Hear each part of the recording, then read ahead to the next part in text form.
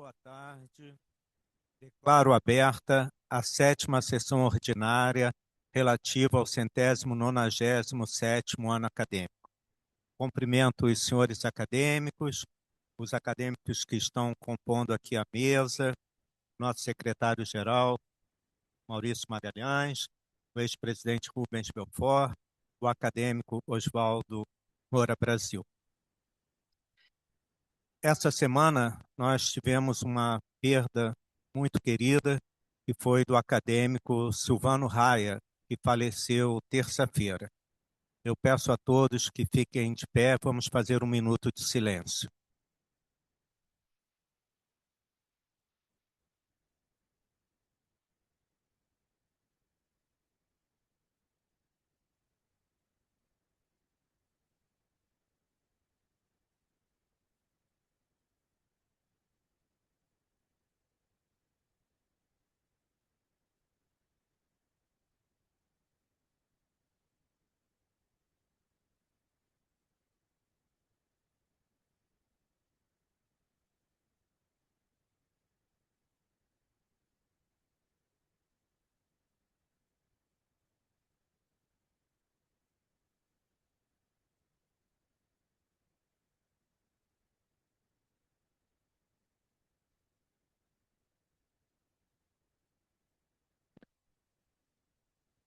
Bom, coloco para avaliação da bancada acadêmica as atas da 2ª e 3ª sessões ordinárias, dos dias 12 e 19 de março. Algum comentário?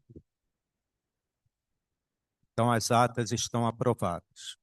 Passo ao nosso secretário-geral para as comunicações da secretaria.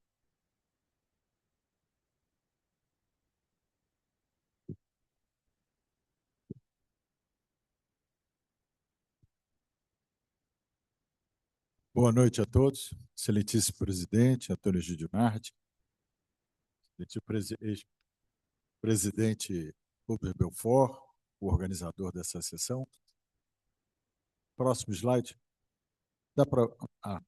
Bom, nas atividades dos acadêmicos, hoje a acadêmica Margarete Dalcomo, essa semana, ela publicou o artigo Longevidade Ativa ou Busca da Vida Eterna, o que temos por hoje na revista da Academia Brasileira de Letras. Hoje, então, também a acadêmica Margarete Dalcomo recebeu o título de doutor honoris causa da Universidade Federal de Pernambuco, com uma solenidade hoje pela manhã. Eu tive a oportunidade de ter acesso a algumas fotos, mandei os acadêmicos. Também, dentre as atividades, para parabenizar o acadêmico Ronaldo Damião, que foi nomeado pelo governador Ricardo Couto secretário estadual de saúde, é uma honra para a academia.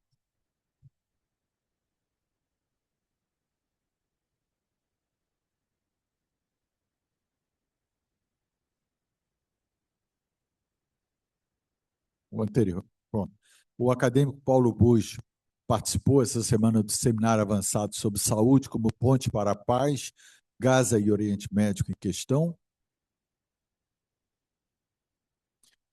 Também o nosso presidente acadêmico, Antônio Egídio Nardi, foi reeleito para a Comissão de Seleção de Ciências da Saúde da Academia Brasileira de Ciências.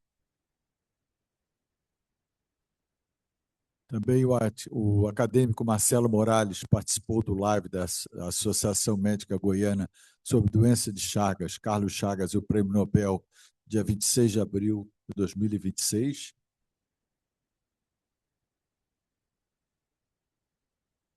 Também o acadêmico Valdemar Naves do Amaral publicou o artigo Rigor na Formação Médica e Protagonismo da Ginecologia Obstetrícia no Jornal da Academia Brasileira de Ginecologia Obstetrícia.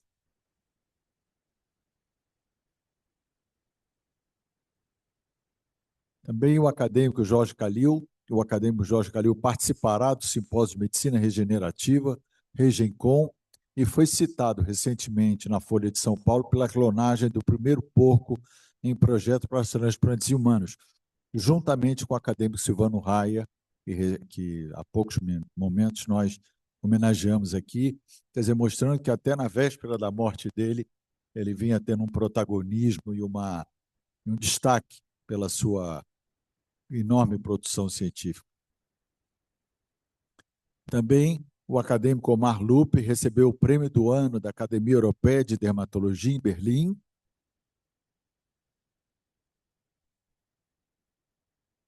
Hoje, o acadêmico Gilberto Schwartzman teve 6 de seus livros listados e serão disponibilizados através do programa MEC Livros, lançado em abril de 2026. Trata-se de uma biblioteca digital do Ministério da Educação que democratiza o acesso à leitura, oferecendo gratuitamente milhares de títulos. Aqui estão os 6 livros deles que vão ser disponibilizados. Também o acadêmico Roberto Medronho ministrou a aula magna A Importância da Ciência, Tecnologia e Inovação para a Soberania Nacional, dia 27 de abril de 2026, no Clube de Engenharia do Brasil. Também o acadêmico Gerson Lima da Silva participou da Academia Brasileira de Mestres Escritores, dia 24 de abril de 2026, apresentando seu livro Vidas Emaranhadas. E, para finalizar, presidente, no dia 7 de maio de 2026, a sessão da secção de Ciências Aplicadas, do Atlas Anatômico à Imagem Avançada, Morfologia Normal e Patológica na Era da Inteligência Artificial. Estão todos convidados. Muito obrigado, presidente. Obrigado, secretário-geral. A palavra está aberta à bancada acadêmica. Acadêmico Marcelo Morales.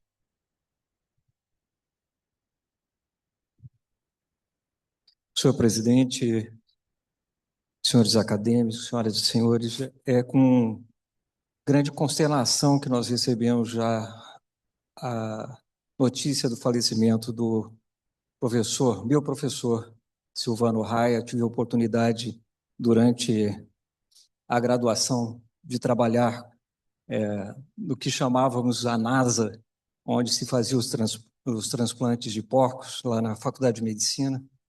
Mas, recentemente, a gente teve uma aproximação muito grande em relação ao xenotransplante e, para mim, para todos nós, é uma perda extremamente importante. Eu não poderia deixar de falar isso antes de fazer alguns anúncios. 2 projetos de lei que foram colocados pelo senador Marcos Pontes, um que torna Carlos Chagas herói da pátria, foi feito pelo Senado, já está na última instância na Câmara dos Deputados. E, por alguma coincidência, eu não acredito em coincidência, eu sentei próxima da deputada Soraya Santos, aqui do Rio de Janeiro, e falei: deputada, esse projeto está lá na Câmara dos Deputados e a senhora faz parte da Comissão de Ciência, de Constituição e Justiça. Ela falou: manda para mim. Então, ela vai fazer o relatório e fica na última instância para tornar Carlos Chagas herói da pátria. E outro projeto é que torna um outro acadêmico o Dia Nacional do Biofísico no dia do aniversário de Carlos Chagas Filho. Então, são 2 projetos importantes que estão tramitando ao mesmo tempo, e Soraya Santos será a relatora na última instância e vai para a presidência da República. Presidente, outro aspecto importante é que a pesquisa nacional escolar do PENSE, que eles chamam de PENSE, mostra um dado preocupante que saiu recentemente, que entre 2019 e 2024, o uso de cigarros eletrônicos entre estudantes de 13 a 17 anos passou de 16,8% para 29,6%. Isso indica que o consumo já está instalado entre os adolescentes, apesar da proibição. E esse resultado sugere que o modelo atual não tem sido suficiente para conter o acesso ao uso. E, além disso, estamos diante de um produto cuja composição muitas vezes não é conhecida e que dificulta a avaliação. Então, é uma situação extremamente importante de saúde pública, já virou uma epidemia entre os adolescentes. Eu acho que está na hora de a gente fazer alguma coisa. O modelo atual não está dando certo. Esse relatório, ele é estatal, é feito pelo Estado brasileiro e causa uma perplexidade em todos nós. Obrigado. Obrigado, acadêmico Marcelo Morales, e obrigado por esse alerta. Vamos atuar junto à nossa academia para tentarmos diminuir ou mesmo parar com esse consumo desenfreado. Acadêmico.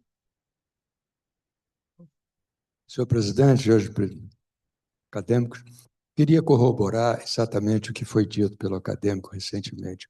Esse problema gravíssimo do cigarro eletrônico inicialmente enganou a muitos, como o cigarro inicialmente o fez, mas já está chamando a atenção que há necessidade de medidas enérgicas e um programa de esclarecimento, como já está ocorrendo na Inglaterra. A Inglaterra, que foi um dos países mais liberais e foi extremamente liberal no lançamento do cigarro eletrônico, recentemente já está proibindo o uso de cigarros eletrônicos em pessoas abaixo de 16 anos de idade, seja menores de idade.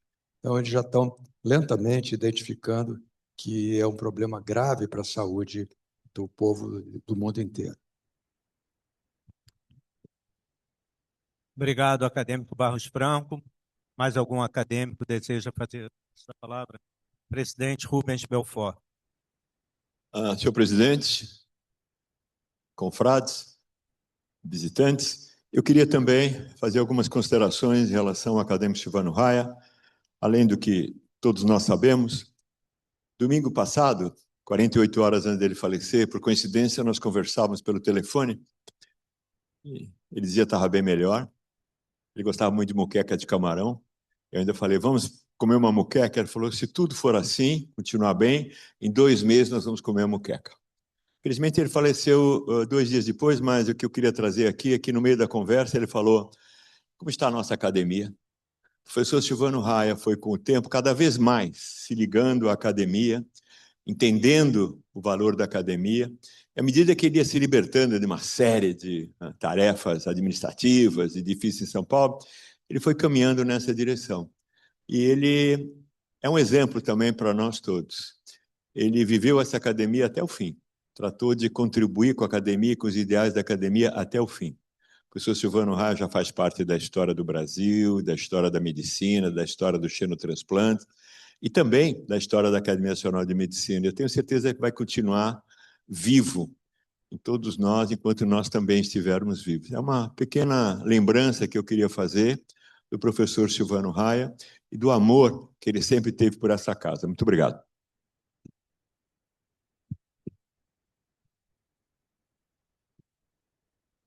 Bom, eu declaro, então, abertas as inscrições para a vaga da cadeira número 30, secção de cirurgia.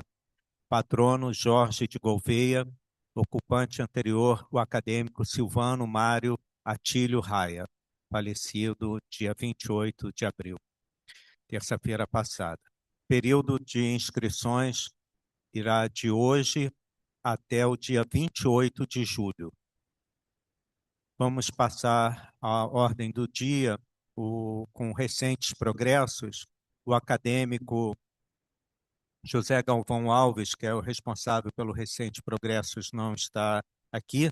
Eu vou passar, então, direto aos coordenadores da sessão de hoje, os acadêmicos Rubens Belfort e Oswaldo Moura Brasil, para apresentarem o jovem líder médico Eduardo Novaes e toda a sessão. Muito obrigado, é uma honra fazer isso. O doutor Eduardo Novaes, carioca, fez estágio conosco em São Paulo, pós-graduação conosco, foi aos Estados Unidos e rapidamente se transformou num jovem líderes, toda essa patologia retiniana no Brasil e fora, uma vez que ele continua com atividades também nos Estados Unidos, ajudando uma série de clinical trials. O Dr. Eduardo Novaes é integrante do programa de jovens lideranças médicas da Academia Nacional de Medicina, esse programa que nós todos temos que nos orgulhar, foi iniciado algumas gestões atrás, pelo acadêmico Barcinski, Patrícia Rocco, e que agora, dado pelo presidente Pietro Novellino, e agora sob a liderança, eu acredito, do nosso secretário-geral, há algum tempo. E o Eduardo Novaes representa o esforço da academia tratando de identificar e promover essas novas lideranças e o acerto dessa política, podendo trazer para nós agora o Eduardo Novaes, que vai rapidamente contar que, além do laser, talvez a própria luz possa ter um efeito tão interessante assim para ajudar a resolver esse problema da retina. Eduardo, muito obrigado.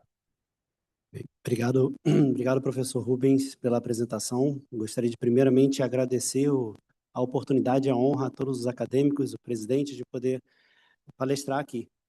Eu sou Eduardo Novaes, eu sou oftalmologista especialista em retina pela Escola Paulista de Medicina Unifesp e vou falar sobre a fotobiomodulação na degeneração macular relacionada à idade. Mas antes, a gente precisa entender um pouco sobre a doença. Então, a gente sabe que no interior do nosso olho a gente tem a retina, que é um tecido neural, onde ela é responsável por captar a luz e transformar em estímulo para nosso cérebro interpretar a imagem. E um exame onde a gente utiliza, hoje praticamente impossível fazer retina sem esse exame, é a tomografia de coerência óptica, que é praticamente um corte histológico em vivo, onde a gente consegue identificar que a retina tem diversas camadas.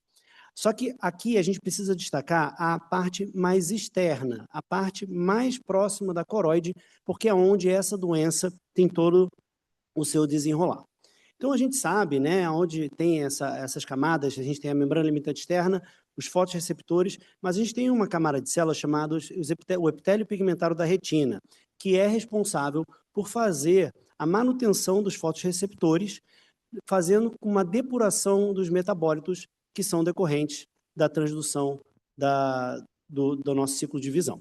A gente sabe que, ao envelhecer, as nossas faculdades vão alterando, né? A gente tem a alteração do turgor da pele e na visão não é diferente. A gente tem a diminuição dos fotorreceptores, a gente tem a alteração do epitélio pigmentário da retina e também temos a alteração do fluxo sanguíneo. Tudo isso vai fazer com que a gente tenha algumas alterações que são naturais do envelhecimento. É natural que a gente não tenha a mesma agudeza visual, que a gente tenha mais dificuldade de enxergar com um pouco menos de luz, mas isso acontece com todo mundo. Porém, em algumas pessoas que apresentam a degeneração macular relacionada à idade, esses sintomas vão ser exacerbados. Então, a gente tem aqui um exemplo, onde a gente tem o envelhecimento normal da retina e o envelhecimento de um olho com degeneração macular relacionada à idade, e a gente, lembrando daquele exame da tomografia de coerência óptica, consegue ver que existe, então, essas elevações abaixo da retina, que é o acúmulo do metabolismo dos fotorreceptores, que não consegue ser depurado pelo aquele epitélio pigmentado da retina. Então, a gente tem essa parte natural do envelhecimento, mas quando a gente tem essas doenças acometendo o epitélio pigmentário da retina, a gente começa a ter outros defeitos, como um acúmulo de material, por exemplo, de lipofucsina, que vai evoluindo numa degeneração lipídica e vai desenvolver até a gente ter a degeneração macular relacionada à idade, que vai ser dividida na forma seca e na forma úmida, como o Oswaldo bem já falou. Então, a gente tem aqui o fotorreceptor, que são as células que são responsáveis pela transdução da imagem, que elas vão produzir os metabólitos que vão ser, então, entre aspas, metabolizados e digeridos pelo epitélio pigmentário da retina. O que acontece é que quando essa célula começa a ter alteração no seu funcionamento, ele começa a fazer um acúmulo dessas substâncias, formando o que a gente chama de drusas, que são esses depósitos que a gente viu agora há pouco na retina. E isso é progressivo. Então, o que acontece basicamente a gente tem células da micróglia na retina, a gente sabe que as células da micróglia são células que ajudam a gente na parte de manutenção da inflamação, remoção de dendritos. Acontece quando elas estão reativas devido ao estresse oxidativo, elas começam a fazer o trabalho inverso, elas começam a aumentar a expressão do complemento, fazendo uma inflamação que, por sua vez, atrai macrófagos, e aí esse macrófago vai fazer um ciclo vicioso, tudo isso levando ao dano da retina externa, com acúmulo de drusas e, consequentemente, a morte celular. A gente sabe, como o Oswaldo Moura Brasil bem disse, né, uma doença multifatorial, onde o principal fator de risco modificável é o fumo, mas existem diversos outros, como já foi bem dito aqui. Então, a gente tem, basicamente, a forma seca, atrófica, que é a maior de todos os casos, é praticamente 80% dos casos. Graças a Deus, ela é mais progressiva lenta do que a forma exudativa, que é a forma neovascular úmida, que tem uma baixa de visão muito rápido, mas representa somente a 20%. Apesar de ser bom a gente ter uma representação de 80% da forma seca, infelizmente a gente ainda tem a forma de tratamento que ainda não é 100% capaz de inibir a progressão dessa doença. Então vamos focar na forma seca atrófica, que é aonde a gente vai falar desse tratamento que eu já vou chegar. Então, ela é uma doença progressiva, e como tudo progressivo, ela tem um estágio inicial onde basicamente você não tem sintomas. Esse aqui é um exame chamado tela de Amsler, onde o paciente ele vai olhar para essa tela, ele vai identificar todas essas linhas, e como a degeneração da mácula ela tem um acúmulo das drusas que eleva a retina, no início ela não tem sintoma, mas à medida que você vai tendo esses depósitos, a gente começa a ter uma irregularidade da visão, que a gente chama de metamorfopsia. São visões, é uma visão mais ondulada, distorcida, onde a gente já começa a identificar que tem alguma coisa alterada. E, obviamente, essa ondulação acontece porque existe aquele acúmulo daquele material de drusas embaixo da retina, fazendo com que ela fique ondulada e, consequentemente, fazendo essa alteração visual. E aí, nas fases mais avançadas, a gente já começa a ter defeitos na visão, como manchas centrais, que a gente chama de escotomas, que podem ser relativos, quando eles não são totalmente escuros, ou absoluto, quando a gente já tem uma falha mais grave da visão. E isso pode acontecer tanto na forma avançada da seca, como na neovascular, que a gente citou no outro caso. E aí, hoje, o que a gente tem de opção de tratamento?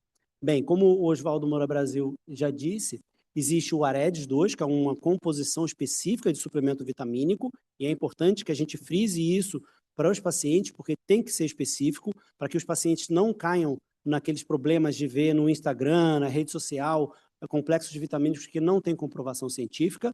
O AREDS 2 ele foi um estudo com mais de 2.000 pacientes, comprovando o benefício de redução da progressão em 25%. A gente tem um inibidor do complemento aprovado no FDA, mas ainda em processo de aprovação no Brasil, que também diminui essa. E temos a fotobiomodulação, que é um tratamento não invasivo, onde a gente utiliza o estímulo luminoso.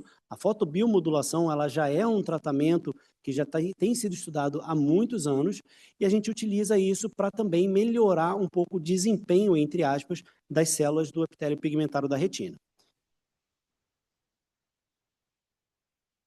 Então, vamos falar agora da fotobiomodulação.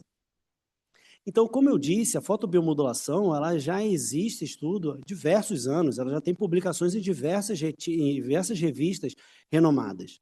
Inclusive, né, nós da Escola Paulista de Medicina, uma vez, publicamos um relato de caso onde a gente fez a terapia fotodinâmica, que é um tipo de tratamento para degeneração macular relacionada à idade, onde a gente utiliza basicamente estímulo luminoso num comprimento específico de onda associado à verteporfina, aonde a gente faz o acesso venoso para que exista um tratamento seletivo somente aonde essa luz está trabalhando. E o que a gente consegue ver no baseline é que a gente tem aquelas famosas drusas aqui, aonde após o tratamento, exatamente no círculo onde foi feito o tratamento do PDT, a gente viu essa regressão das drusas, mostrando que a fotobiomodulação ela já tem essa capacidade de fazer essa alteração já mesmo antes dos estudos. E aí, como é que funciona essa teoria da fotobiomodulação? Bem, a estrela do show aqui, onde é destacada a teoria, é a mitocôndria. E aí, o que acontece? A fotobiomodulação, e hoje em dia a gente tem esse tratamento através do aparelho chamado Valeda, tá? Que é da empresa Lumitera, atualmente, recentemente é feita a aquisição pela Alcon. Ela trabalha com 3 comprimentos de onda. Ela trabalha com comprimento de 590 nanômetro, 660 e 850. Aonde esses comprimentos de onda eles vão ter atuação de formas diferentes. A gente vai ter a modulação do fator de crescimento endotelial vascular, que é o VEGF, a gente vai ter o aumento da produção de óxido nítrico, a gente vai ter o controle da inflamação e a redução da morte celular. Tudo isso através de um tratamento que é um tratamento não invasivo.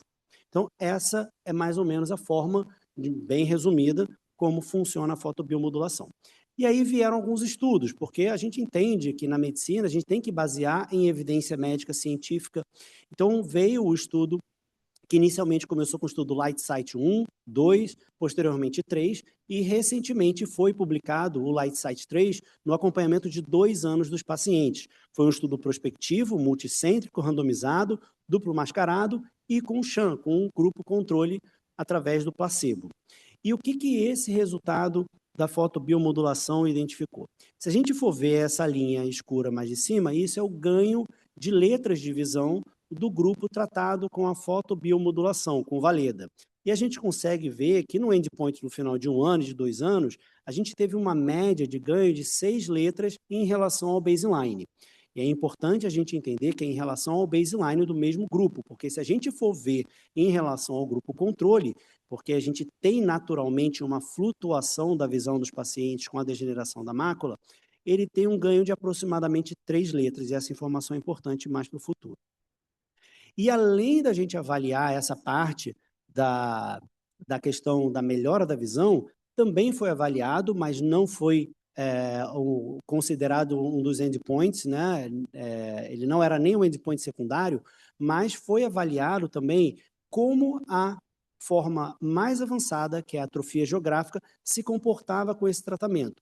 E o que ele percebeu é que o paciente que era tratado com fotobiomodulação, ele apresentava uma progressão menor para a forma avançada, que é a atrofia geográfica, que é onde a gente considera que é o fim da linha, onde a gente tem a mancha escura não reversível da visão, é a morte celular.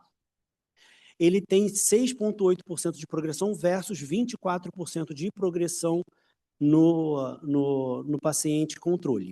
Só que é importante entender que esse estudo ele não foi desenhado para cumprir essa medida como um endpoint. Então, a gente tem que tomar cuidado com essa interpretação, apesar de ser um dado fornecido pelo estudo. O endpoint primário nos Estados Unidos, o clinical trial, ele exige, na grande maioria dos estudos, que o endpoint seja visão. E isso é uma questão importante, porque aqui, no fotobiomodulação, a anatomia, a flutuação da anatomia, a regressão das drusas, a diminuição da progressão da atrofia, é o que tem que ser o foco do estudo. Mas isso não foi considerado no LightSight, no estudo LightSight. Então, isso é importante, porque a gente tem que avaliar os resultados com cautela, apesar dos resultados serem muito interessantes. Então, o que ele quis dizer com esses resultados? Aqui a gente vê os morrinhos, que são as drusas, aonde com o tratamento existe uma regressão. É importante lembrar que o tratamento ele pode sim ser responsável por essa progressão, por essa regressão, mas a gente precisa lembrar também que na história natural das drusas, a regressão também pode ser possível, tá bom? E o outro ponto importante, que é da atrofia geográfica, a gente vê aqui que no grupo controle, essas áreas escuras é a progressão da atrofia. A gente vê que essas áreas escuras aqui, elas aumentam, enquanto que no grupo de tratamento, a gente não teve um aumento significativo, mostrando que ele sim teve a chance de regredir essa progressão. Então, os resultados falaram que a média de ganho foi de 6 letras, sendo que 61% dos pacientes tiveram mais do que 5 letras de ganho, 23% foram 10 letras de ganho, uma melhora na visão, uma redução na progressão da atrofia geográfica. E o que a gente precisa, só para destacar, letras, tá? O que significa letras para a gente na oftalmologia? Letras é justamente cada letra que a gente conta. Cada 5 letras que ele tem de ganho, considera-se uma linha de visão na tabela ETDRS.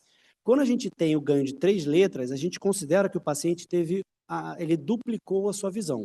Então, quando a gente fala em 5 letras, ele ganhou uma linha, 10 letras, ele ganhou 2 linhas, e mais do que isso, ele dobrou a visão. O tratamento, ele é um tratamento muito simples, ele dura aproximadamente 5 minutos, você vai fazer esse tratamento em 9 sessões, divididas em 3 semanas, e você vai repetir esse tratamento a cada 4 meses, e ele é contínuo. O paciente, ele fica na frente, encostado em um aparelho pequeno, tá? Onde a gente faz esse tratamento com o estímulo luminoso em consultório, tá? O paciente, ele vai 3 vezes na semana, ele tem esse tratamento em 5 minutos, faz isso por 3 semanas e repete em 4 meses. Problemas? Bem, é um tratamento caro. Cada sessão, cada 9 sessões você paga aproximadamente, o paciente precisa desembolsar aproximadamente R$9.000, tá? E precisa ser repetido. Como o Oswaldo Moura Brasil, ele falou, teve uma meta-análise que nós conduzimos para fazer análise dos 3 estudos Light-Sight, e a gente percebeu que, sim, ele é estatisticamente significativo para a melhora da visão, mas ele não é clinicamente relevante, ou seja, não influenciava tanto na qualidade de vida dos pacientes. Além disso, foi o que eu falei, eles utilizaram a acuidade visual para medir o desempenho do estudo. Só que a acuidade visual, ela flutua. E nos pacientes com degeneração macular relacionada à idade, ela flutua ainda mais, podendo ter uma variação de até 12 letras entre um exame e outro. Então, a gente tem que tomar cuidado para que aquela ganho de letra que foi avaliado no estudo não foi somente isso, tá bom? E para a gente finalizar, lembrando da história natural das drusas, que a gente pode ter o aumento, elas podem se manter, mas elas também podem regredir naturalmente sem qualquer tratamento. Obrigado.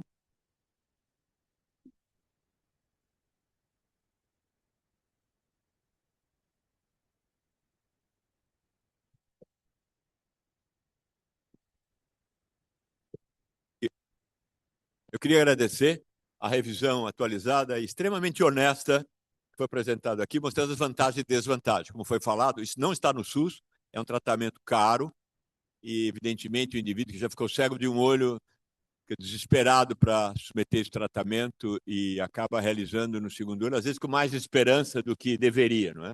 Mas mostra um avanço, como é que, de repente, uma luzinha pode ter um impacto tão grande assim. Dizem que isso começou através de alguns experimentos com satélites, etc., onde simplesmente se iluminavam alguns vegetais em órbita para verificar o crescimento, e alguns espectros luminosos começaram a ter um efeito interessante, e, de repente, a pesquisa básica virou esta aplicação, que o tempo vai mostrar, não é, Eduardo? Oswaldo, você quer complementar alguma coisa?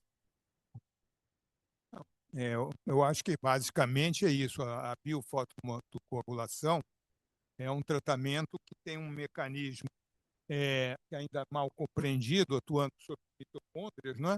E que parece ser pelo menos na experiência que a gente tem, que não é de muitos casos, nem de muito tempo, uma paralisação, às vezes, da evolução e talvez alguma melhora. Ainda não é um tratamento mágico, alguma coisa que se considere assim como uma solução para essas formas secas de degeneração macular, com esse acúmulo grande de drusas coalescentes na área macular, mas é um caminho e é uma coisa que o que a gente dispõe, eu acho que é uma coisa a ser utilizada quando possível pelos pacientes, não é?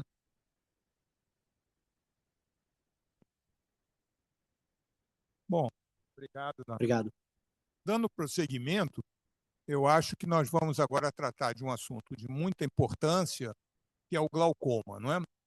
O glaucoma é uma doença que talvez é a principal causa de cegueira irreversível no mundo, não é? E ela atinge em torno de talvez 2 ou mais por cento a incidência de glaucoma na população em geral é muito alta no mundo, não é? É uma doença que até hoje a gente não tem talvez soluções ideais para curá-la, mas a gente tem hoje muitas soluções que, sendo bem aplicadas em tempo útil, podem servir para controlar bem o glaucoma. Então, a discussão basicamente hoje é que antigamente só se tinha colírio para tratar o glaucoma. No meu tempo, quando eu comecei, a gente só tinha pilocarpina, não é? Hoje em dia, a maioria dos glaucomatosos acho que nem sabem bem o que é pilocarpina.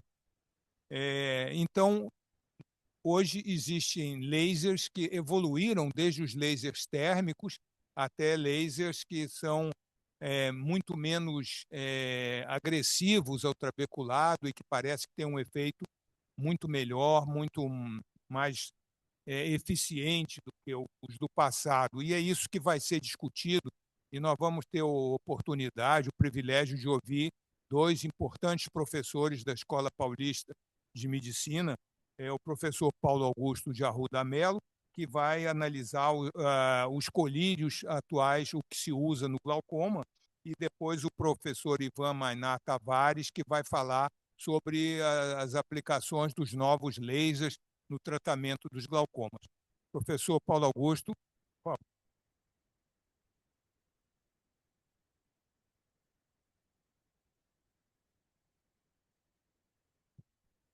Queria só dizer que isso foi quase que por sorteio, porque quando o acadêmico Giesta nos pediu para arrumar algum assunto que pudesse haver debate forte, nós tivemos cuidado de encontrar dois amigos que poderiam absorver qualquer impacto maior e terminaram que quase que sorteando quem ia falar o quê. Isso mostra que o assunto é bastante controverso. Então, Paulo Augusto ficou com o colírio, o Ivan com o laser, e cada um deles, então, vai apresentar o seu ponto aqui.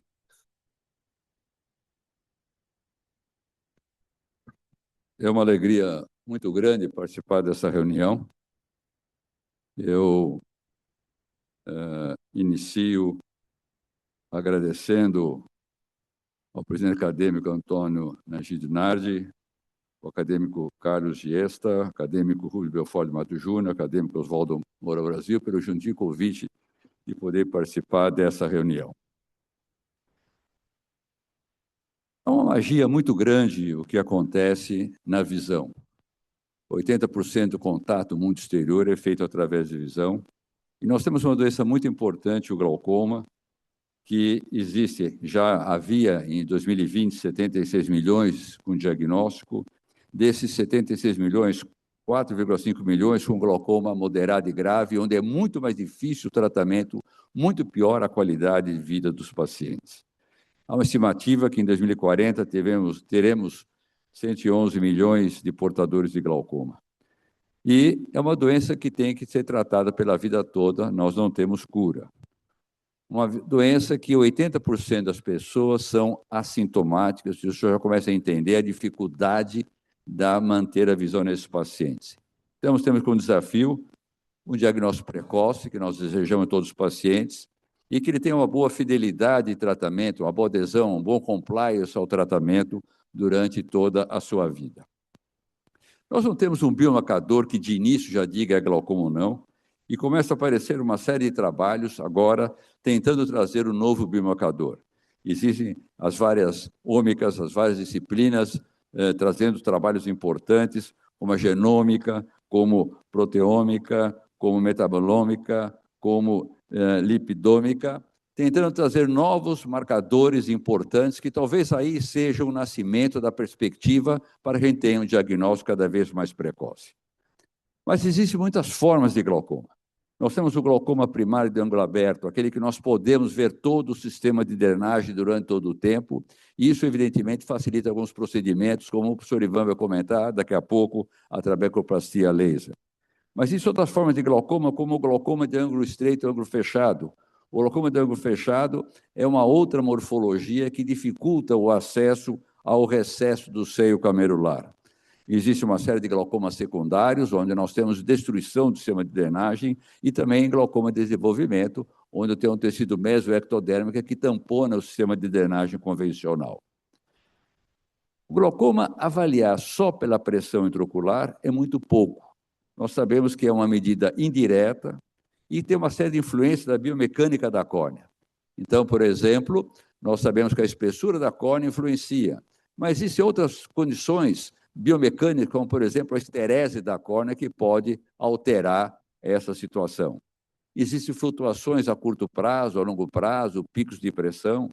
Então, nós temos necessidade de fazer uma avaliação também estrutural, desde a biomicroscopia, passando pela retinografia, pela tomografia, para a gente possa ter um bom resultado, e também a necessidade de variações funcionais, como campo visual, acuidade visual e sensibilidade e contraste.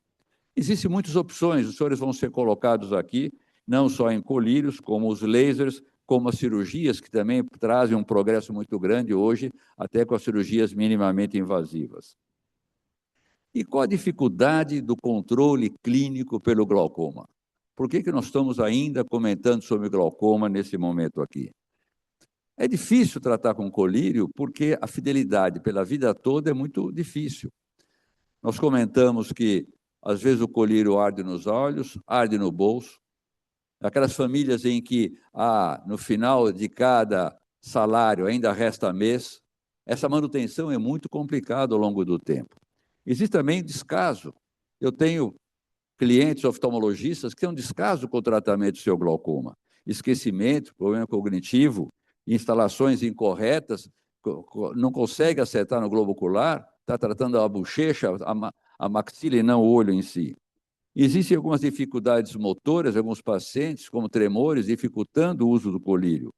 Existe um custo do colírio em si, como nós já comentamos, e também a dificuldade, muitas vezes, de encontrar um produto que nosso mercado hoje, às vezes tem produto, às vezes não tem o produto.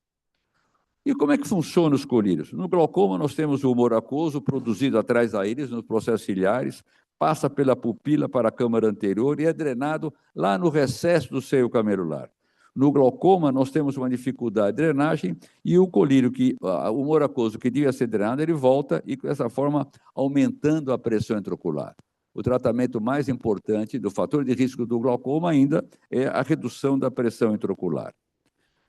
Alguns colírios diminuem a pressão intraocular porque eles aumentam a drenagem pelas vias convencionais. Aquele ângulo da câmara anterior, como tem aqueles desenhos anteriores, mostrando por onde o humor aquoso sai do globo ocular. Alguns colírios aumentam a drenagem. Outros colírios diminuem a produção do humor aquoso. Então, é como eu tenho um sistema fechado, o bulbo ocular é um sistema fechado, eu tenho um líquido dentro que ele é produzido e drenado. Ou eu aumento o raio de drenagem, facilito a drenagem, ou eu fecho a produção do humor aquoso, diminuindo a sua drenagem. Então, essa é outra forma. E tem os colírios de ação mista, que fazem tanto a produção diminuir, como a drenagem aumentar, e também drogas combinadas que tem, você usa uma droga que diminui a produção e outra droga que aumenta a drenagem. Mas tem uma série de efeitos colaterais dos colírios, uma série de efeitos colaterais oculares, tem uma série de efeitos colaterais sistêmicos também, e isso é promovido por vários tipos de condições. O mais comum é a hiperemia ocular, a visão borrada, o aumento da pigmentação periorbitária e a redução da qualidade de vida talvez sejam os mais importantes. E esses efeitos secundários podem ser produzidos pela própria droga, mas também pode ser promovido pelos conservantes dos colírios. E como é que a gente faz, então? Por que se usa colírio quando surgiu recentemente um novo tratamento a laser? Vai ser comentado pelo professor Ivan, que hoje é a primeira proposta entre os médicos americanos, colocado pela Academia Americana. No Brasil, ocupa um espaço muito importante, depois de alguns estudos, como primeira opção de tratamento. E por que se usa ainda os colírios? Porque é uma conduta não invasiva, ele pode ser ajustado de acordo com o tipo de glaucoma e o estadiamento do glaucoma de uma forma mais apropriada, ele pode ser usado de forma associada, nós temos combinações fixas de colírios, e ele tem uma indicação reversível, quando não desejo mais, é um outro ponto muito importante. O SLT, como vai ser comentado, ele tem uma importância muito grande, mas não temos certeza do resultado em 100% dos casos e muitas vezes necessitamos, além da trabecoplastia seletiva, adicionar o uso de colírios. Tem uma duração de efeito variada ao longo do tempo também. Tem um risco de aumento da pressão transitória depois de algumas horas, e hipertensão pode acontecer depois de algumas horas. Não se aplica em todas as formas de glaucoma, que nós comentamos, glaucomas avançados, não há indicação, glaucomas secundários, de ângulo estreito, seridotomia. Então, existem algumas indicações mais específicas para o uso da trabecoplastia seletiva. Então, por exemplo, como mostrei naquele movimento no glaucoma de ângulo fechado, é uma situação em que prevalece em muitas regiões do mundo, onde o laser não é uma boa indicação. Por exemplo, tem trabalhos dizendo que 1/3 das formas de glaucoma é o glaucoma de ângulo fechado nos Estados Unidos, e alguns trabalhos brasileiros dizendo que 20% dos casos de glaucoma são devidos ao glaucoma de ângulo fechado. E só a agonoscopia que vai resolver esse problema. Outro problema da trabecoplastia seletiva são os pacientes não colaborativos, que não se mantêm durante o procedimento, alguns casos de opacidade de córnea, necessidades de equipamentos, existe um custo colocado em relação a essa necessidade de tratamento, evidentemente que depende do número de casos que é usado para aquele equipamento, onde você distribui o custo do equipamento pelo número de casos, reduzindo, então, assim, o custo real. Existe a necessidade de um treinamento médico e tem alguns efeitos secundários, que pode ter um edema de córnea temporário, edema macular, uma uveíte transitória, que também pode acontecer. Outra opção seria as cirurgias, mas ela pode ter uma hipotensão severa, grave, ela pode ter chamado glaucoma maligno, quando tem uma hipertensão altíssima, uma perda da câmara anterior, ou até a perda da visão no próprio procedimento, em glaucomas muito avançados, o EPAUT. Nós temos falência a longo prazo das cirurgias e podem acelerar o surgimento de catarata e outras patologias de córnea, inclusive descolamento de retina, além das, como outras cirurgias, infecção, sangramento e tempo de recuperação variado. Os colírios têm algumas novidades importantes. Existem colírios hoje sem conservantes, sem o cloreto benzalcônio e sem o purite. Essas drogas são tóxicas para o epitélio da córnea. O glaucoma tem uma prevalência maior nos pacientes com idade mais avançada, justamente quando a sua superfície ocular não é tão íntegra assim ainda, né? Então, nós tirando um fator irritativo, talvez faça a droga mais tolerável. E também nós temos a possibilidade de trazer essas formas até para combinações fixas, isoladas ou combinações fixas. Uma outra novidade é um colírio, uma prostaglandina, biomatopróstata de liberação lenta, em que é colocado um dispositivo dentro da câmara anterior, que durante 6 meses aproximadamente acaba essa droga trazendo uma redução da pressão. Não é um colírio, mas é uma droga usada nos colírios que nós podemos trazer o paciente 6 meses sem uso do colírio. Existe uma outra possibilidade também, agora recente, que é a bimonidina em forma de gel. Em forma de gel, ela tem a mesma capacidade de reduzir a pressão ventricular, a bimatoprosta, em outras concentrações clássicas de colírios, então também é uma forma de usar somente um tempo mais prolongado. Existe uma série, todos os medicamentos praticamente podem ser colocados hoje de uma forma sem conservantes. Os medicamentos sem conservantes no Brasil, nós temos os manipulados, aquele que é feito pela iPharma, porém é um frasco normal que pode ter a contaminação. O cloreto benzalcônio tem, além da capacidade de estabilidade do produto, também evitar que haja contaminação. E um outro laboratório produz os colírios manipulados, sem conservante, mas com esse frasco OSD, que é um frasco que evita que a gota volte para dentro do colírio, evitando dessa forma a contaminação. E existe uma série de outros colírios também existentes hoje, em escala industrial, existentes no Brasil, são colírios colocados sem conservantes. Existe uma outra droga, a Mideneropac, que está em fase 4, ele atua sobre o seletivo receptor EP2 dos prostanoides, não é um prostaglandínico, ele diminui a pressão intraocular por aumento do escoamento por aquelas vias tradicionais, lá no seio camerular, mas também por outra via que nós temos de drenagem do humor aquoso, que é através da via úveo-escleral. Tem uma capacidade de reduzir a pressão intraocular, mais ou menos como as prostaglandinas, de 25% a 30%, e não causa um fenômeno, um efeito colateral das prostaglandinas, que é o olho mais encovado, enoftalmia, alterações da cor de íris e crescimento dos cílios. Então, essa é uma luta constante que nós temos para a manutenção da pressão intraocular através do uso dos colírios. Muito obrigado.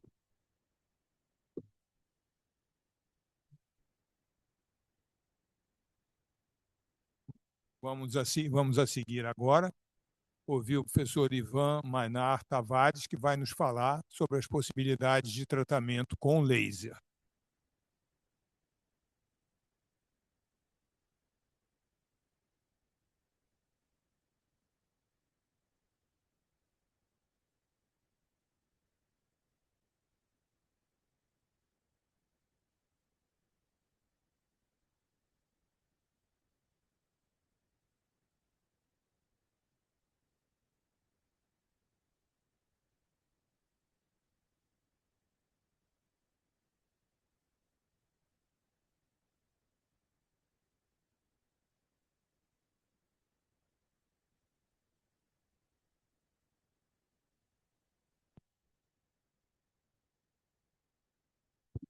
Bom, muito boa noite. Muito obrigado pelo convite. Obrigado, senhor presidente, demais acadêmicos, senhoras e senhores. Ficou bastante facilitada a minha palestra mais alto, a minha palestra após a aula do Paulo Augusto, como sempre. né? É uma honra e uma responsabilidade estar nesta casa, assim como falar após o Paulo Augusto, que foi meu orientador de doutorado, na presença do professor Walter Zin, que esteve na minha banca de docência, né? Então, vamos aqui representar a Escola Paulista de Medicina, Universidade Federal de São Paulo, falar um pouco da parte de laser em glaucoma. Eu tirei alguns slides para não ficar repetitivo do professor Paulo Augusto. Esses são meus conflitos de interesse. O maior deles é com a oftalmologia da Unifesp. Também é um prazer e uma honra estar de volta ao Rio, onde eu fiz a minha residência em oftalmologia no Hospital do Servidor do Estado, entre 99 e 2001, e principalmente nesta casa com acadêmicos tão renomados de oftalmologia como o professor Rubens, com quem eu convivo há uns 25, 30 anos, e o professor Oswaldo Moura Brasil. Esse é um vídeo dos que eu acho mais representativos do que é a perda visual pelo glaucoma, é da Sociedade de Pacientes da Bélgica, e é uma perda da periferia para o centro, inicialmente do contraste, da qualidade de visão, ela não vai ficar escura da noite para o dia, isso é muito progressivo e lento na maioria dos glaucomas primários de ângulo aberto, como o Paulo Augusto já os classificou. Terminando numa visão tubular, na qual o paciente tende a permanecer por alguns anos, e só em estágios muito finais, muito avançados e muito descontrolados, em que o paciente perde a visão central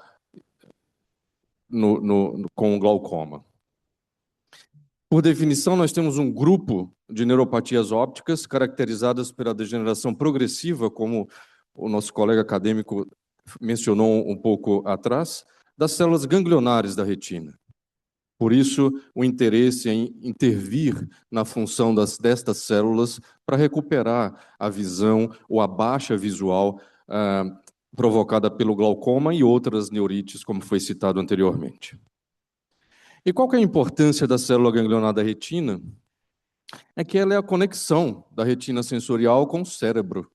São os axônios da célula ganglionar da retina que se juntam e emergem do globo ocular, formando o nervo óptico, e os dois nervos ópticos formando o segundo par craniano, indo até o córtex occipital, e aí toda a interação, que é bem complexa e pouco estudada, com as outras funções cerebrais.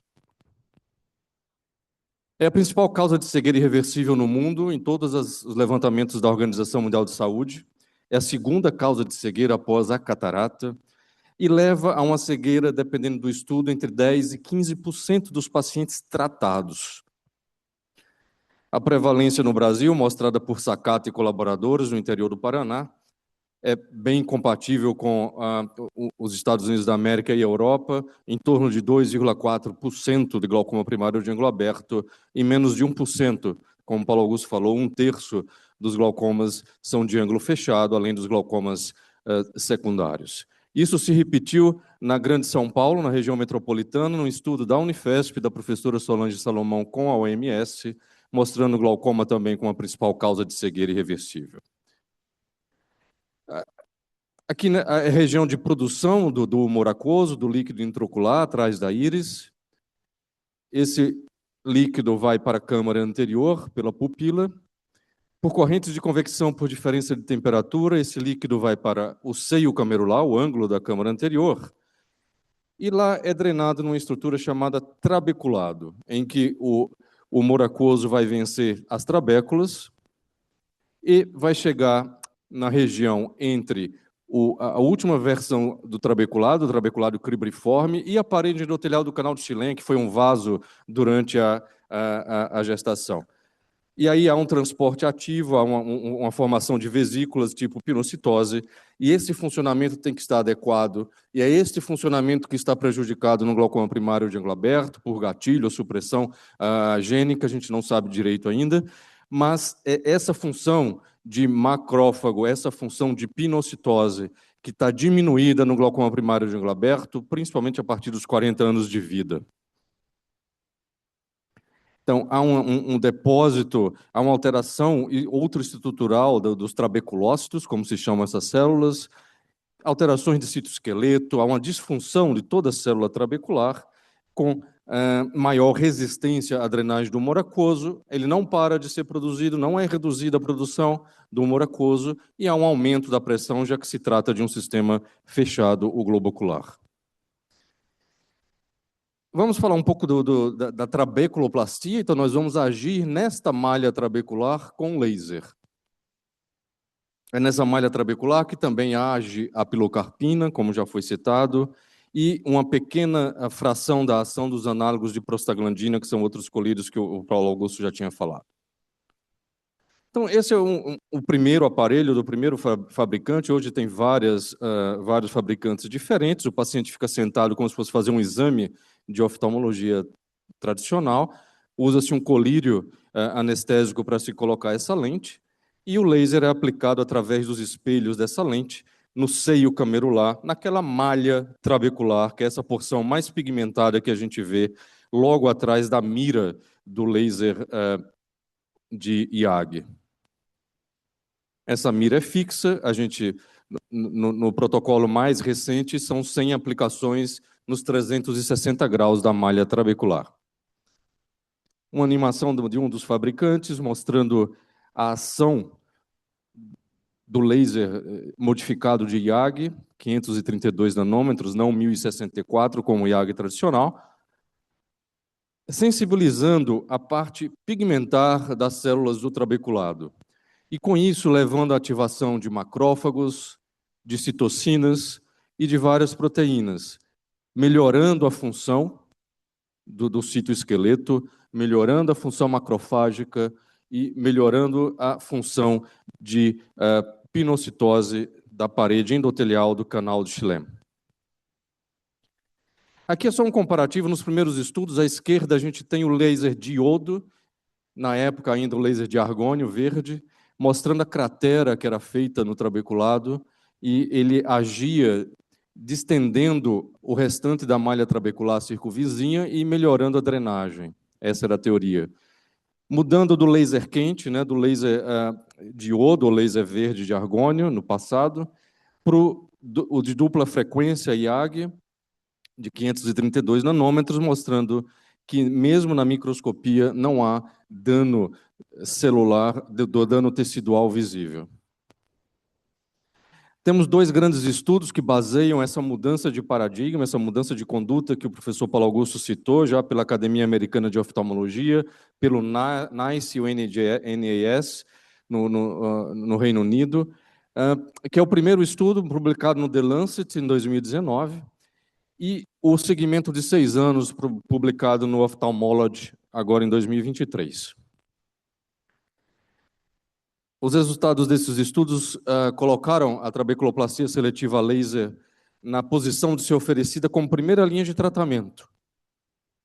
A gente oferece para os pacientes o laser, a trabeculoplastia seletiva laser, ou o colírio, geralmente um análogo de prostaglandina, assim que é feito o diagnóstico. E esse foi o desenho do estudo. O paciente recebia laser ou recebia um análogo de prostaglandina. E os resultados foram bastante satisfatórios para a trabeculoplastia seletiva laser. Em tempo de progressão da doença, este foi menor nos pacientes, no grupo de pacientes que iniciou o tratamento com laser.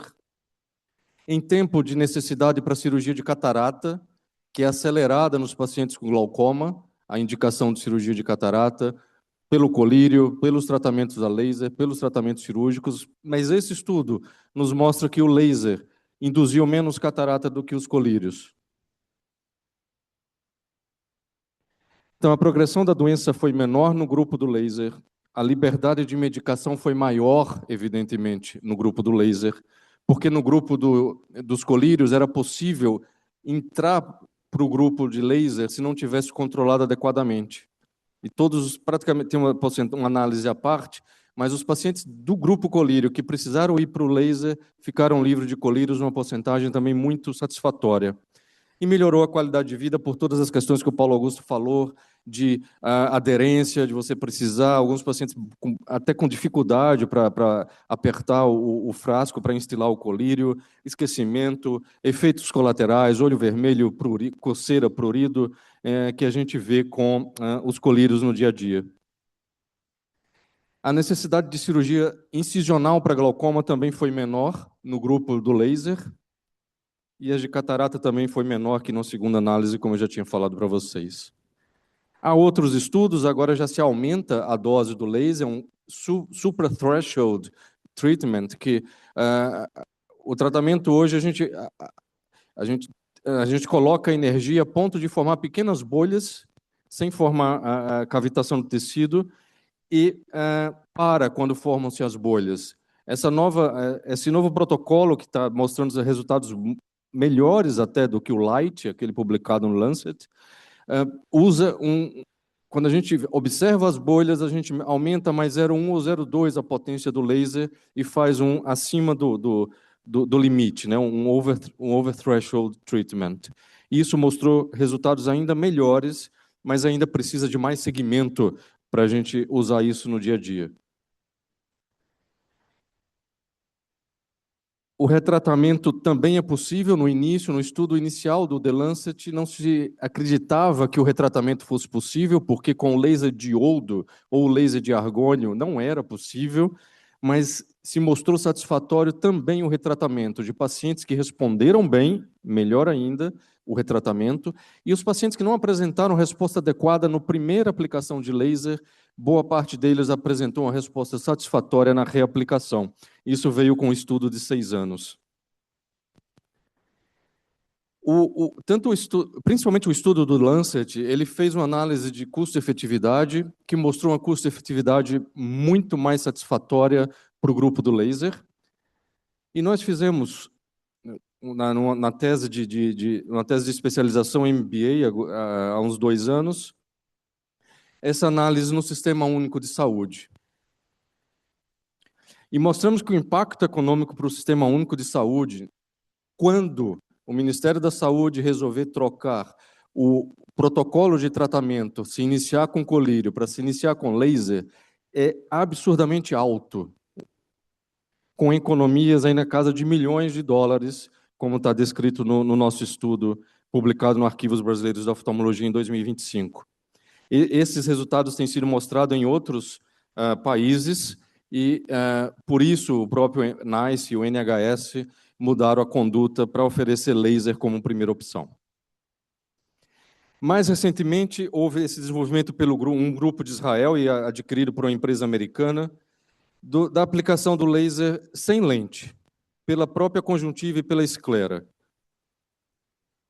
Desculpa. De uma maneira super rápida, porém, o estudo que validou esse aparelho não tem sido conseguido replicar os resultados. Então, os resultados têm sido inferiores à aplicação tradicional intraocular transcorneana do laser.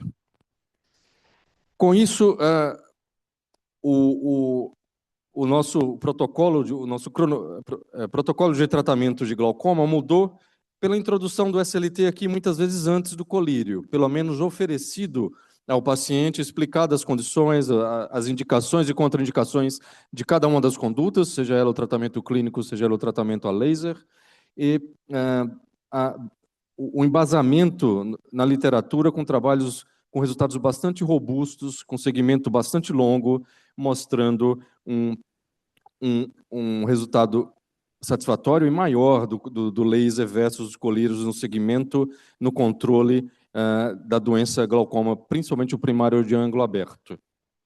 Evidentemente, há problemas, algumas intercorrências são raras, muito raras, problemas de córnea, principalmente em pacientes automíopes, em pacientes que fizeram cirurgia refrativa, especialmente com lamela, o LASIK, mas alguns pacientes inflamam, pouquíssimos pacientes têm um pico hipertensivo, como falou o Paulo Augusto, e alguns pacientes não respondem, mas alguns pacientes também não respondem à prostaglandina. A taxa de resposta ao laser é muito parecida com a taxa de resposta à prostaglandina, em torno de 80%, os estudos mostram, e o efeito hipotensor de redução da pressão intraocular é muito parecido também, em torno de 25% a 30%, dependendo da população, tanto para o laser quanto para o análogo de prostaglandina. Como o professor falou sobre a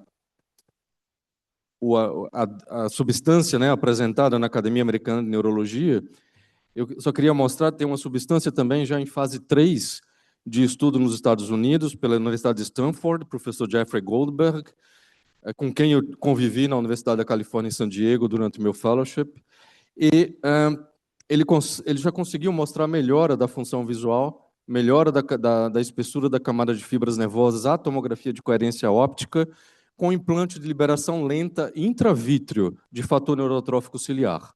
Tá? É o mesmo que está sendo usado para mácula também, tem apresentado excelentes resultados bastante satisfatórios na neuropatia óptica glaucomatosa. Muito obrigado.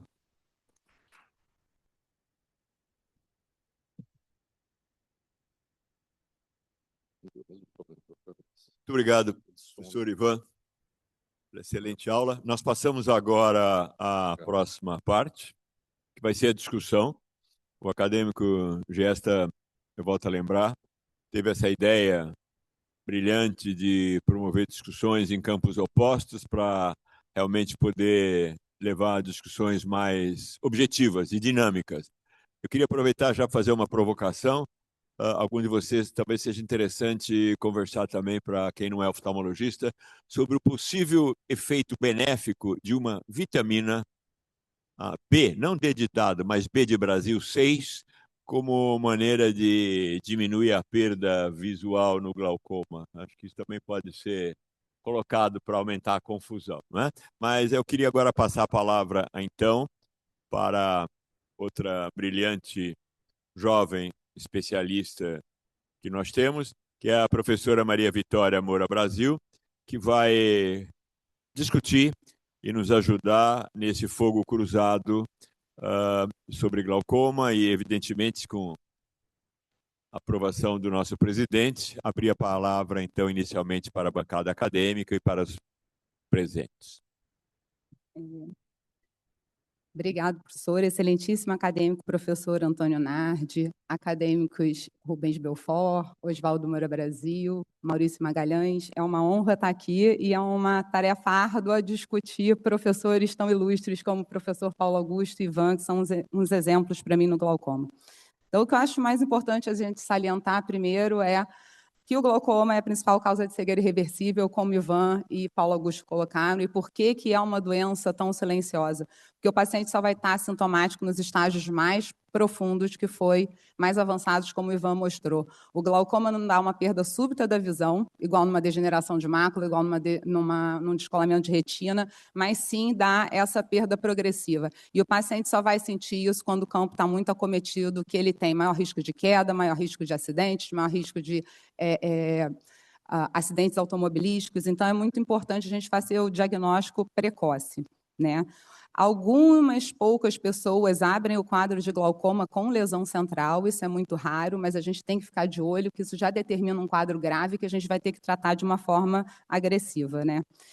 O diagnóstico precoce é feito, igual o Edu Novaes mostrou, o ACT é uma arma imprescindível no manejo do glaucoma, e é ele que a gente vai usar associado aos exames de campo visual, exame de imagem e as outras alterações oculares, né, como paquimetria, esterese, para a gente fazer esse diagnóstico precoce. E o que a gente vê mais atualmente é como o glaucoma está passando para a gente fazer uma tarefa mais ativa no tratamento. A gente está passando de uma forma mais conservadora, que a gente olhava o paciente, via que ele estava progredindo no campo visual, entrava com mais colírio, indicava uma cirurgia, de uma forma de um tratamento mais ativo, tirando essa responsabilidade do paciente, trazendo essa responsabilidade para o médico, através do tratamento com os lasers. Acho que o Ivan foi brilhante. O SLT é o tratamento de escolha agora, né, para o glaucoma primário de ângulo aberto. Lembrando que quando eu tenho um ângulo estreito, né, como o professor Paulo Augusto mostrou bem, eu tenho que abrir esse ângulo, seja através de uma iridotomia, que também é uma forma de laser, seja através de uma cirurgia de catarata, que eu também posso abrir meu ângulo, eu tenho que tratar o paciente. Então, a gente tem que lembrar que os colírios, a falta de aderência é multifatorial e eu ter um esquema de tratamento complicado, isso vai dificultar muito a adesão. Então, na realidade, a gente não escolhe um ou outro, mas o laser ele é usado como primeira opção, eu posso repetir até 1, 2 vezes, mas a maioria dos pacientes hipertensos oculares ou glaucomatosos, eles vão precisar de mais de um colírio para controlar a pressão. Então, a gente pode se o paciente já usa o colírio e, de repente, ele está descontrolado, ao invés de oferecer para ele um segundo colírio, eu posso fazer um SLT nesse paciente que já vem tratado. E a mesma coisa acontece. Então, o paciente fez um laser, eu retratei, o Ivan bem colocou, que quando eu retrato, tem alguns pacientes que respondem mais, mas se esse paciente não respondeu, eu vou ter que entrar com uma terapia medicamentosa. Acaba que os análogos de prostaglandina são as nossas drogas de primeira escolha, mas tem todos esses efeitos. O efeito colateral que as mulheres mais gostam é que os cílios ficam compridos e que a pele estica, mas, em contrapartida, eu vou perdendo essa gordura orbitária e o olho vai entrando, e é impressionante que o paciente não percebe que isso vai acontecendo. E aí a gente opera o olho fica lindo e o paciente começa a achar que foi o outro olho que a gente operou, que está feio, que ainda usa colírio. Então, é muito importante a gente ter em mente que tanto o SLT como os colírios são de suma importância. E, como o Ivan bem colocou, né, a gente hoje em dia tem cirurgias menos invasivas no tratamento de glaucoma, que antigamente a gente só tinha a trabeculectomia, que, para quem não sabe, trabeculectomia é uma cirurgia filtrante, uma cirurgia de drenagem, é como se fosse um ladrão de caixa d'água, que é a cirurgia excelente, a cirurgia que mais baixa pressão, mas que tem um pós-operatório muito complicado.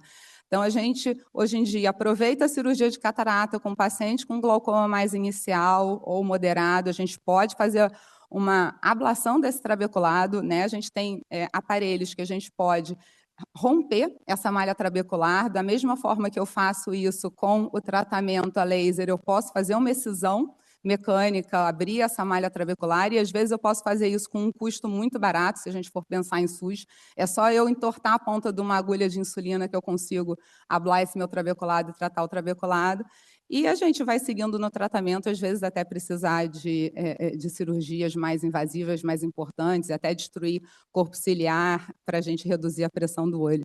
Então, na realidade, eu acho que no glaucoma não é um ou outro, mas a gente vai acompanhar esses pacientes muito tempo, acaba que o tratamento, tanto com o colírio quanto o laser, eles são complementares no nosso arsenal terapêutico.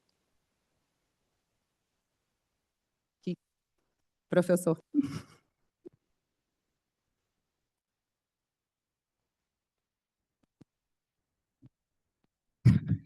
Não, eu acho que sim, eu acho que, na verdade, eu acho que não existe o tratamento correto, ideal, único, não é? Cada paciente, cada caso pode merecer um tipo de tratamento diferente ou mesmo associação dos dois. Uma coisa que eu gostaria de perguntar e colocar, hoje em dia, por exemplo, a gente tem na falha do tratamento por colírio ou na falha de tratamento por laser, provavelmente se passa para o segundo estágio, que seria um tratamento cirúrgico. O tratamento cirúrgico, o clássico, convencional, mais antigo, era a trabeculectomia, que hoje cada vez se usa talvez menos, porque tem cirurgias menos agressivas, a colocação de estentes, de abertura do trabeculado e tudo. Mas no caso da gente ter que fazer uma cirurgia em que se use a conjuntiva como um meio de filtração, um paciente que usa 5, 10, 15, 20 anos um colírio, o dano que esse colírio faz à conjuntiva pelo seu uso crônico, a fibrose que pode ocorrer nesses tecidos, isso vai influir no resultado cirúrgico do paciente? Não, certamente. Certamente. Os colírios, uma das principais complicações é fazer uma inflamação, né, crônica na conjuntiva, e isso vai impedir um bom funcionamento. A gente não vai conseguir usar esse tecido de uma forma tão adequada para a gente conseguir formar a nossa ampola filtrante.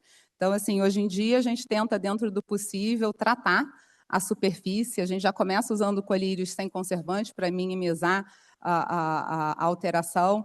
Tem estudo in vitro que o próprio BAC, ele altera o trabeculado, que ele poderia ter uma função de alterar o trabeculado, mas é in vitro, não é humano, então a gente não sabe se isso se aplica a gente. Mas o uso crônico de colírio vai fazer a conjuntiva ficar inflamada e vai ser muito difícil a gente conseguir usar essa conjuntiva para fazer uma trabeculectomia. Sempre que possível, a gente tenta suspender os colírios no pré-operatório, usar Diamox, usar cetazolamida via oral e tentar preparar essa conjuntiva com cortisona. Mas, assim, a gente tem que ter muito cuidado, porque a cortisona também aumenta a pressão do olho, porque ela enrijece o trabeculado, como o doutor Ivan mostrou. Mas, assim, você também... A gente ainda não sabe a longo prazo, porque, assim, muito antes do SLT, o argônio, ele era usado em fases mais terminais da doença. Então, agora a gente tratando de uma forma mais inicial, conseguindo deixar o nosso paciente, pelo menos que sejam 5, 8 anos sem colírio, para só depois você fazer uma cirurgia, de repente, lá na frente, o nosso sucesso cirúrgico com uma trabeculectomia, com uma cirurgia filtrante, a técnica que você escolher, de repente, esse tratamento vai ser, esse resultado cirúrgico, esse sucesso cirúrgico realmente será melhor. Mas a gente ainda não tem dado a respeito disso, né? Assim, de tão longo prazo. Bela resposta. E na outra opção, digamos, do tratamento tratado prioritariamente com SLT ou com o ALT do antigo argônio, ou o MLT, que seria um intermediário que hoje acho que não sei, acredito que não se usa mais, e precisa um tratamento cirúrgico depois. Qual é o melhor resultado da cirurgia? O paciente que tenha sido tratado com colírio ou o paciente que tenha sido tratado primariamente com SLT? Eu acho que, assim, de cirurgia de glaucoma, que você está falando, não? Em cirurgia de glaucoma. Um paciente que precise, por exemplo, fazer uma facectomia com um implante de um stent ou uma trabeculotomia mecânica. Então, na realidade, o que eu acho que depende, então, assim, a gente tem essas cirurgias, voltou, né, assim, a gente está muito em voga se a gente fazer cirurgia minimamente invasiva, especialmente as cirurgias trabeculares, porque elas têm uma recuperação e uma morbidade semelhante a uma cirurgia de catarata. Então, meu paciente ficou uma semana em casa, enfim, e ele já consegue voltar às atividades, não tem aquele pós-operatório complicado de uma cirurgia filtrante convencional. O que eu acho mais difícil da gente conseguir determinar hoje em dia, que a gente ainda não tem estudo, é a gente conseguir avaliar essa via trabecular e pós-trabecular de uma forma objetiva. A gente sabe que quando a gente faz o SLT, isso é um fator preditor de sucesso se eu vou colocar um stent, se eu vou fazer uma goniotomia, seja um Karuke, seja um tanito. Então, eu saber que a minha via trabecular respondeu ao laser é uma via trabecular que está viável, porque o racional disso então tá, ali na frente não está drenando. Então, as veias pós-trabeculares, se eu tenho um glaucoma muito avançado, elas vão se atrofiar também. Então, quando a gente recebe o paciente, muitas vezes a gente não sabe como é que está esse sistema coletor pós. E aí não adianta eu tratar também o trabeculado, se lá atrás também vai estar tudo muito colabado. Tem estudos que tratam, às vezes, até glaucoma avançado, com técnicas maiores, que abrem a veia 360 graus, e que tem que tem um resultado razoável em glaucomas avançados, que você pensa que essa via já vai estar comprometida. E, de repente, você abrir ali, você estaria melhorando a situação da drenagem pós-trabecular. Mas a gente ainda não tem um exame que a gente olha, tem OCTs que estão evoluindo para isso, mas clínica, né, objetivos que a gente faça de rotina no consultório para a gente avaliar isso. Professor Rubens. Eu acho que, dando prosseguimento a esse crossfire, agora gostaríamos, acho que, de ouvir o professor Paulo Augusto, o professor Ivan, dando as suas complementações ao que foi dito um do outro. Não? Posso cutucar também? Eu gostaria de ouvir do professor Paulo Augusto e do professor Ivan. Se eles tivessem 55 anos de idade, tivessem um glaucoma de ângulo aberto recém-diagnosticado, fosse o olho deles, eles usariam colírio primeiro ou iriam diretamente para o laser? É laser. Bem, uma ótima questão e cai bem em cima do que o bom senso a Vitória está colocando. Importante saber, estadiamento do glaucoma, você colocou bem. Os fatores de risco que esse paciente apresenta. Qual a idade que ele tem? 95 anos ou 50 anos de idade? É outro ponto muito importante. Outro muito importante que raramente valoriza a velocidade de progressão que esse paciente tem. É um glaucoma que está progredindo rapidamente ou um glaucoma que vem se arrastando ao longo do tempo? São lesões iniciais, como você colocou. Isso é um outro ponto muito importante. Outro ponto importante, os fatores de risco. Qual é a pressão necessária para manter a função visual e a estrutura ocular desse paciente? Esse é outro ponto a ser decidido. Outra coisa, a agonoscopia vai determinar que tipo de glaucoma eu estou tratando. É um glaucoma primário do ângulo aberto, é um glaucoma secundário. Agora, no meu olho, tendo baixos fatores de risco, um glaucoma inicial onde a pressão-alvo não precisa ser muito baixa, na minha faixa etária, eu optaria para a trabecoplastia seletiva, evidentemente. Acho que a trabecoplastia seletiva, evidentemente. E até socialmente é muito importante isso, como o Ivan colocou muito bem, né?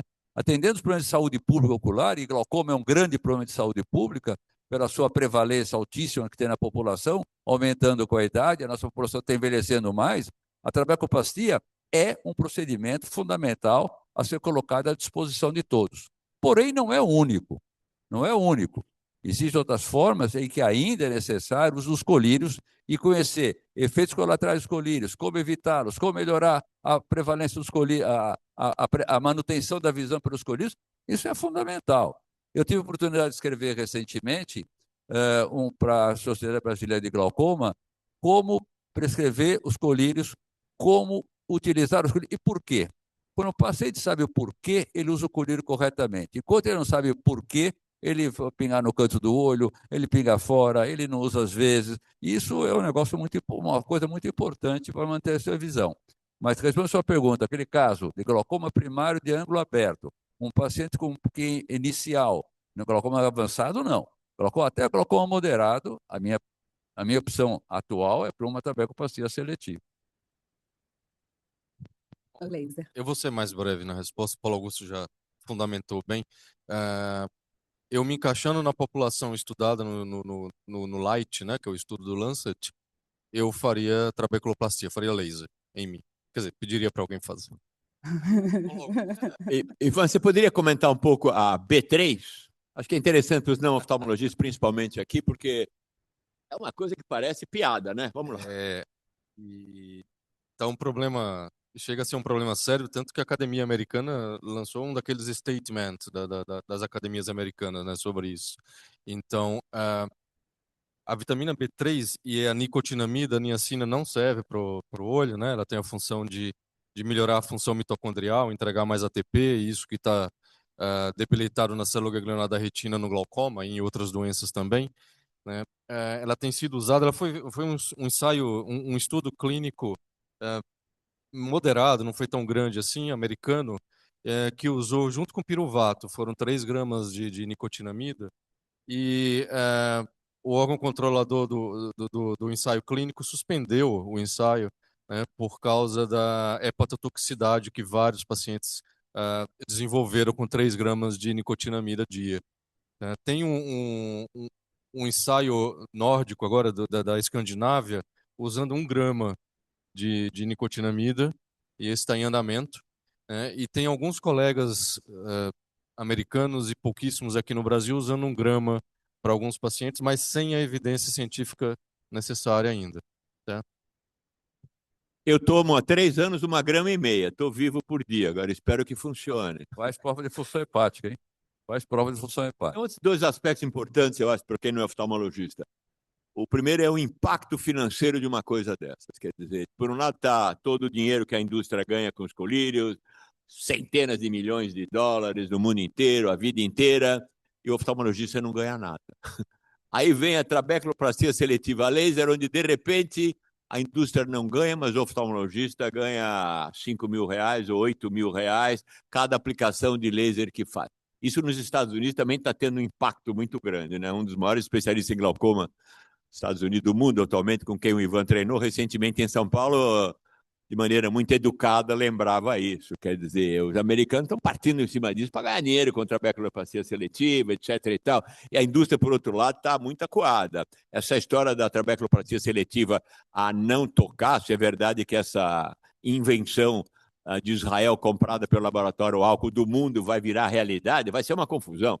O indivíduo nos Estados Unidos ele vai numa ótica, o optometrista vê o negócio lá, põe a lente de contato, dá o óculos, ainda faz o tratamento com laser sem tocar no paciente por glaucoma e vai mudar o mercado. E Paulo Augusto, complementa essa confusão aí. Não, é que vai chegar na farmácia, né? Quer dizer, hoje, com a possibilidade que a farmácia está tendo de fazer alguns exames de glicemia, coisas assim, vacina, né? Vai também fazer a trabecoplastia seletiva transescleral, que vai ser, talvez, também usado lá. E aí cai aquele problema que nós colocamos, né? Precisa ver a real indicação desse procedimento. Eu estou igual na reunião de psiquiatria, que eu ouço o pessoal, os grandes psiquiatras e psicanalistas conversarem e tal, e eu estou do outro lado, eu estou como paciente ouvindo, né? Eu já fiz dois lasers no meu olho, faço três tipos de medicamento de glaucoma há muitos anos e, apesar de tudo, e a minha pressão é 10, nunca foi mais do que 10, vai levemente piorando o campo visual. Quer dizer, glaucoma é muito mais do que simplesmente controlar a pressão.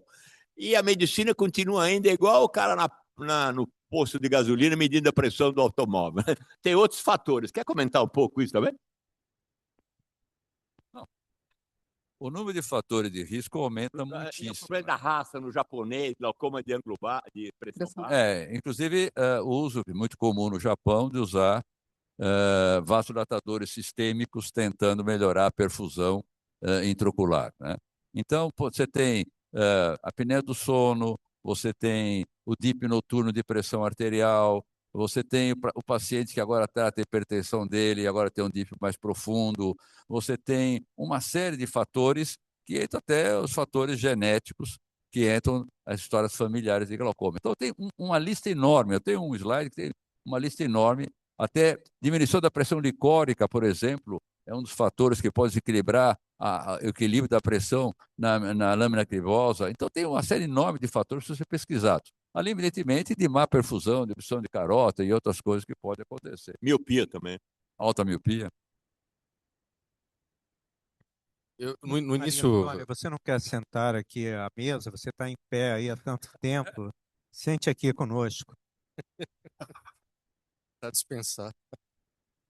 No início dos estudos de glaucoma, eu me interessei bastante por glaucoma de ângulo fechado, que eu tinha dificuldade de entender algumas características do glaucoma de ângulo fechado. E nos últimos anos, o que tem me trazido muita curiosidade é o glaucoma de pressão normal e esses olhos que continuam progredindo mesmo com pressões baixas, né, com reduções de 40% a 50%, pressões de 12, 10 milímetros de mercúrio, normal é até 21. E a teoria vascular ela é muito bonita no papel, mas até hoje não se conseguiu provar. Cada aparelho que sai novo que pode estudar o leito vascular retiniano, a gente diz agora mostra, não mostrou nem a OCT angiography, né, a tomografia de coerência óptica com angiografia, né, então está muito mais para o lado de alterações do colágeno mesmo, e aí entra a miopia que o professor Rubens falou, o alto míope tem um risco maior de glaucoma, o míope moderado tem um risco maior de glaucoma do que o não míope, e provavelmente isso tem a ver com a mesma alteração de colágeno que leva ao maior crescimento da esclera, ao maior crescimento do olho, também leva a maior fragilidade ou a maior suscetibilidade da lâmina quibriforme, que é essa rarefação da esclera no local de emergência dos axônios das células ganglionares da retina, formando, né, a emergência ali do nervo óptico, a papila óptica e todo aquela que a gente chama tridimensional, como o Paulo Augusto sempre ensina, né, é a cabeça do nervo óptico. E ali também entram outros fatores, tanto que foi cunhado agora pelo Jonas da Alemanha, que é um dos grandes estudiosos de cabeça do nervo óptico, né, a expressão de pressão translaminar. Né? Então ali você tem a pressão intraocular, evidentemente, a pressão licórica e também a pressão arterial por causa dos vasos da cabeça, o nervo óptico, né? Então, provavelmente tem muito a ver com essa diferença translaminar de pressão e maior suscetibilidade dessa região afinada da esclera, que é a lâmina quebriforme, a níveis diferentes de pressão. Então, o paciente com glaucoma de pressão normal, na verdade, a gente não precisa estar se preocupando tanto com causas vasculares da patologia dele, mas sim em reduzir a pressão e ver os outros fatores que estão influenciando ali na cabeça do nervo óptico, até porque os grandes estudos, a única coisa comprovada, mesmo para glaucoma de pressão normal, é reduzir mais ainda a pressão.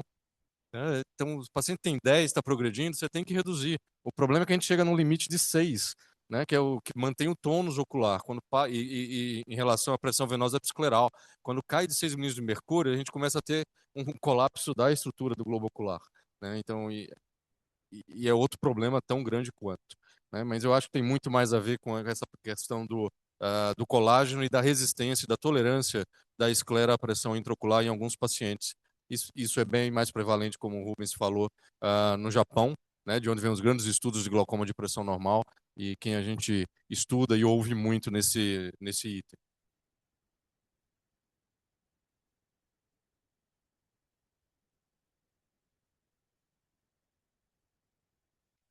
A palavra está aberta à bancada acadêmica e, excepcionalmente, também abrimos a palavra à plateia, se alguém está na plateia quiser fazer algum comentário.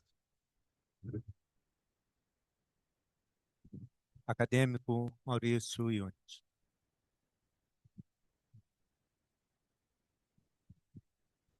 Senhor presidente, caros confrades, eu queria primeiro enaltecer a tarde maravilhosa que nós tivemos aqui, promovida pela sessão de cirurgia. Eu aproveitar, talvez com conflito de interesse, oriundo de uma especialidade de órgãos pares, eu tenho a curiosidade de saber os glaucomas, a incidência bilateral e unilateral, como é que funciona? E eu vi também que alguns tratamentos, colírio e intervenções, resultariam em 25% da queda da pressão intraocular. É isso mesmo? E é pouco, é muito? Como é que os especialistas entendem isso? Obviamente, as causas genéticas devem ser bilaterais, né? Mas imagino que tenha, e certamente tem, glaucomas unilaterais, e o tratamento, nesse caso, ele é aplicado nos dois olhos, em um só. Como é que fica? É apenas curiosidade. A doutora Maria Vitória pode responder bem. Não.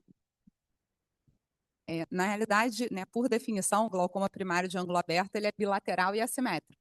Tá? Então, assim, a maioria dos glaucomas são bilaterais. Glaucoma de ângulo estreito tem muito a ver com a anatomia do olho. Um olho menor que a média, a principal causa é o aumento cristalino, faz um bloqueio pupilar que a gente trata com laser. Então, assim, tem outras causas de glaucomas, dispersão de pigmento, pseudodesfoliação, que na maioria das vezes são bilaterais, mas podem ser unilaterais, mas a maioria dos glaucomas unilaterais, ou eles vão ser glaucomas secundários, então eu vou ter um glaucoma secundário a uma uveíte, a uma inflamação crônica no olho, seja por causa da própria uveíte, seja por causa de uso crônico de corticoide. Eu posso ter um glaucoma unilateral porque eu tenho um aumento da pressão venosa episcleral, eu tenho um hemangioma, eu tenho uma fístula carótica cavernosa, e aí eu vou fazer um glaucoma unilateral, mas na realidade a maioria dos glaucomas é bilateral.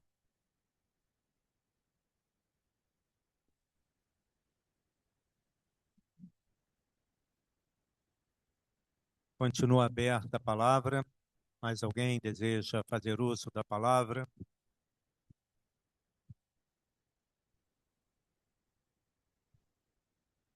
Então, mais uma vez, quero agradecer aos organizadores, o acadêmico Oswaldo Moura Brasil e o acadêmico ex-presidente Rubens Belfort, pela bela organização da tarde de hoje e da noite. Parabenizar os apresentadores pelas excelentes palestras. Aprendi muito a respeito de oftalmologia. Estava um pouco desatualizado, agora estou sabendo tudo. Muito obrigado a todos. Uma boa noite. A sessão está encerrada.